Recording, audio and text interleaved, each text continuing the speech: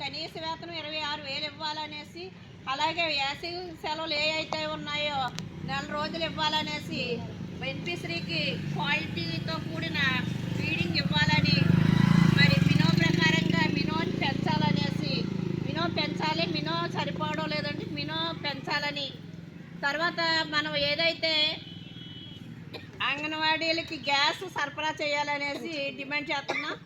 మాకు మెయిన్గా పెరిగిన ధరలకు అనుగుణంగా మా జీతాలు పెంచాలనేసి సుప్రీంకోర్టు ఏదైతే 26,000 ఇవ్వాలనేసి తీర్పు ఇచ్చిందో 26,000 ఇవ్వాలనేసి సంక్షేమ పథకాలు అమలు చేయాలని అడిగాము. మాకు ప్రభుత్వ ఉద్యోగులుగా మమ్మల్ని గుర్తించే సంక్షేమ పథకాలు మాకు వద్దు.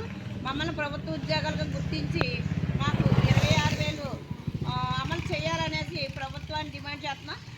లేని పక్షంలో మేము ఈరోజు 23/24 ఇక్కడ కలెక్టరేట్ 27, 26, 27 కలెక్టరేట్ దగ్గరండి. చెరో ఈజావాడ అయితే మట్టికి 2వ తారీఖున వెళ్తాం. మేము ఎన్ని రోజులైనా సరే కానీ మాకు జీతాలు పెంచే వరకు, మా సమస్యలు తీర్చే వరకు కూడా మేము పోరాటం కొనసాగిస్తామనేసి ప్రభుత్వాన్ని హెచ్చరిస్తున్నాం.